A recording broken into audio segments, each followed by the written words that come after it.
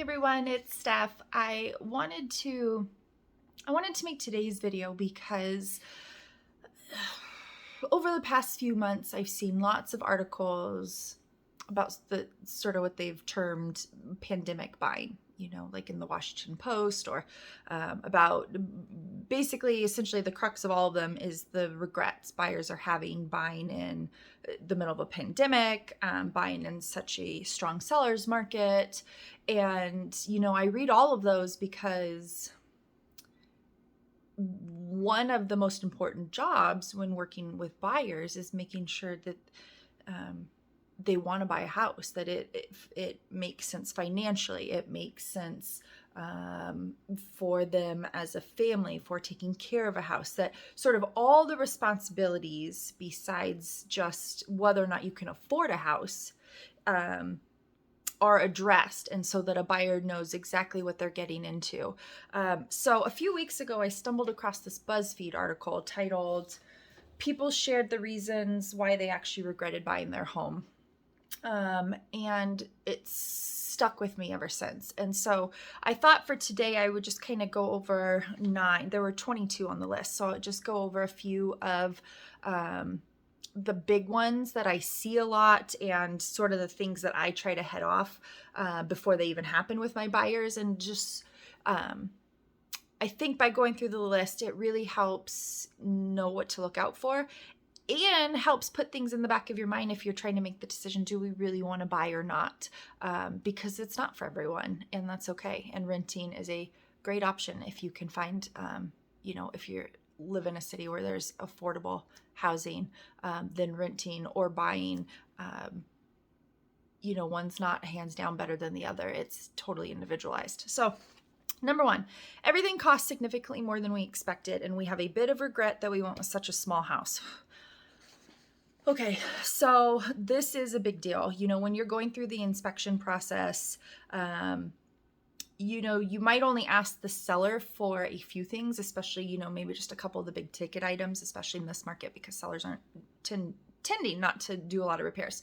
But that said, if the home inspection report comes back with a ton of stuff, you still, during your inspection phase, want to try to go ahead and get an estimate from that. And a lot of this stuff can be handyman, so you save a lot on labor. But, if there's electrical issues, if the plumbing is clogged, if the roof needs a recoat soon, get estimates for that during your inspection phase so that you have an idea, even if the seller doesn't fix it, what is it going to cost you to get this home up and running the way you want it up and running?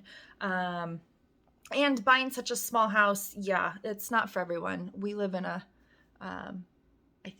relatively small, under 1,600 square foot house, a family of 3 with 2 dogs. And, some people want more. I don't think square footage is necessarily what matters there. Some people will say, I need at least 1,800 square feet.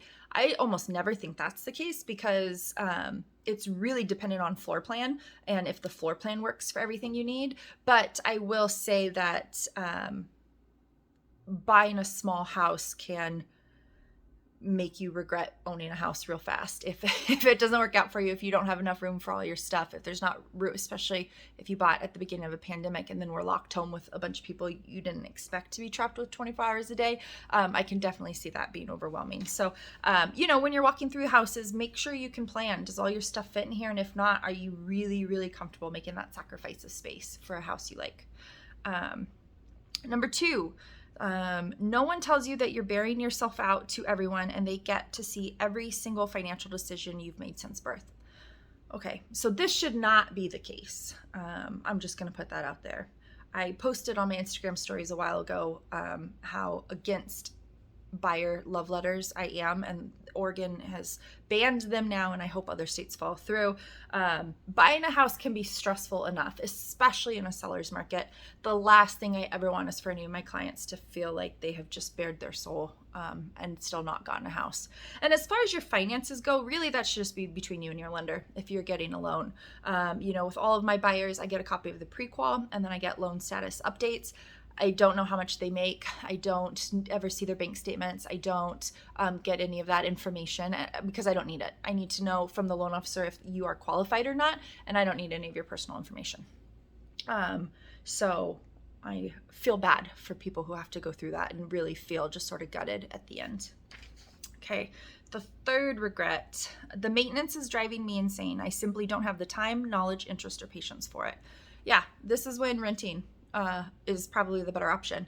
If you do not want to have to deal with stuff, especially if you're buying an older house, if you live in a neighborhood like Tucson where a lot of the homes are older, unless you're going to the outskirts to the sort of newer track home developments, which of course every house has its issues, whether it's not new or not, but especially older homes, then it's really, really time to consider whether or not you should buy a house, because it's inevitable that stuff goes wrong. And if you do not have the time or the patience for it, then stick to renting. Keep yourself happy. Make life as easy as possible as you can for yourself. Number 4, the only thing I regret is not paying attention to the little stuff, like how much lighting there is during the day or how busy roads are. This is a good one. This is great. I love going there during the home inspection. I say, go walk outside. Do you hear traffic? Are there lots of ambulances walking by? We try to go during different times of day. Let's go, on a Saturday night. Let's go at rush hour on a Friday.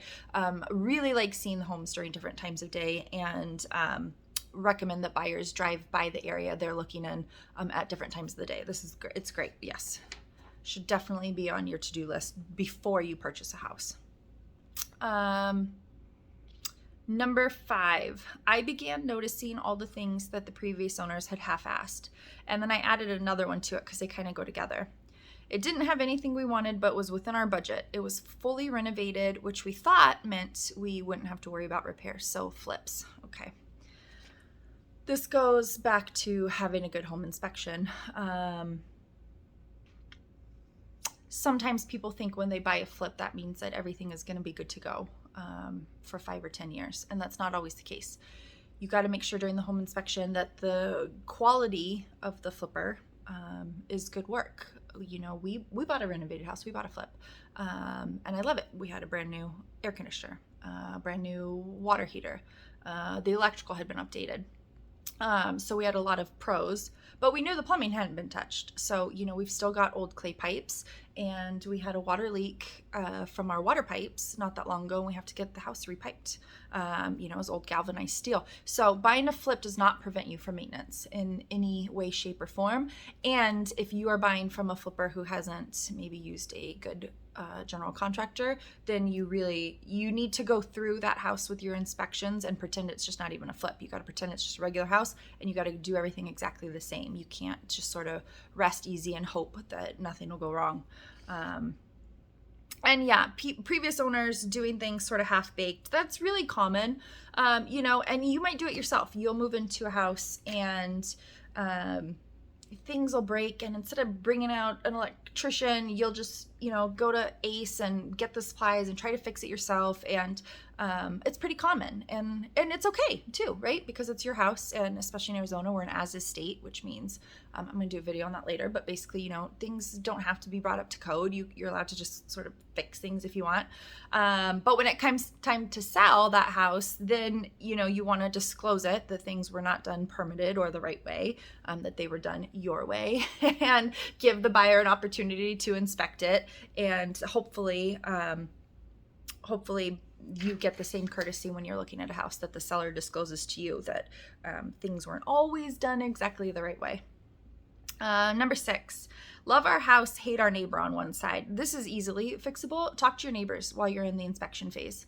I tell almost everyone that, especially if you have little kids, I think it's a great idea. See if there's other kids on the block, something you don't always think about a lot, but knock on your neighbors. I recommend knocking on the neighbor on either side and one across the street. Get a feel for the vibe of the neighborhood. Is everyone friendly? Is there an HOA? Do they just start complaining about the HOA right away? Do they start complaining about another neighbor's house? Get a feel for what you are moving into before you move into it. Absolutely. I always recommend meeting your neighbors before you buy a house. Number 7, I don't regret buying an old house, but I do regret buying a 100-year-old house. Yep.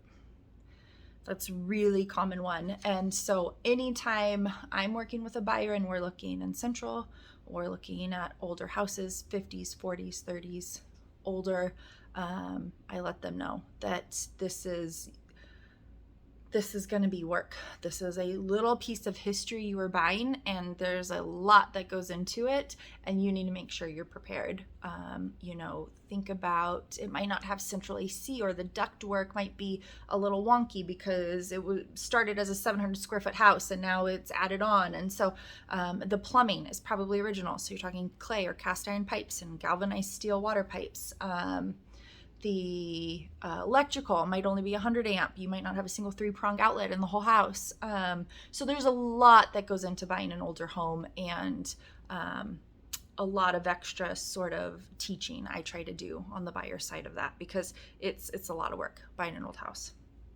And lastly, our inspector missed a lot of things and it's costing us. That sucks.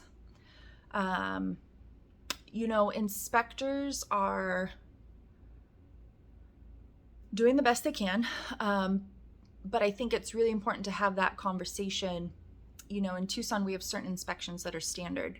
If you're just doing a general home inspection, that is typically, it's a pretty topical inspection, right? So they're not cutting open the drywall to see what's going on behind the wall. So they're making their best guess based on what they can see. It is a visual inspection. So they are just visually looking at the roof, not lifting tiles or shingles to try to see what's underneath. They are looking under sinks to get an idea of what kind of plumbing you have, but they're not opening a hole in the wall.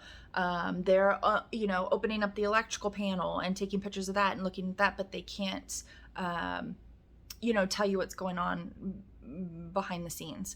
So it is really important that if you are just doing the home inspection, like a general home inspection, that you are only getting a very visual inspection report. And that's why it is often and very important to also get a plumber out to do a sewer scope, to get a camera down all your lines, to maybe get an electrician out if it's an older house to try to figure out where everything's running to and which outlets are connected to what and what do you have going on, to get an HVAC inspector out if the unit is older, to actually open up the box and look at the coils and see if there's a leak, see if there's rust. It is usually very important to then get out the professionals to sort of do what they're best at after you do the general home inspection, because you just find out a lot more about the house. So I think that's about it for today. I just kind of wanted to go over what I'm seeing, and this aligns a lot with sort of the other articles and things that are out there on the news about regrets, because I think the most important thing to do is to educate. That's what's most important to me. And part of the reasons I got into real estate, years ago, was because I wanted to make sure that no buyer or seller ever sort of felt the way we did through some of our real estate transactions, where you kind of just don't know what's going on. You're kind of just signing things. You're kind of just taking people's word for it. And I just never want anyone else to feel that way. And so if I can prevent one person from buying something they regret, then my job here is done. If you have any questions about anything real estate related, reach out, give me a call. My phone number is 444-8175, or you could hit me up on DM. I hope you're having a great rest of your week. Talk soon. Bye.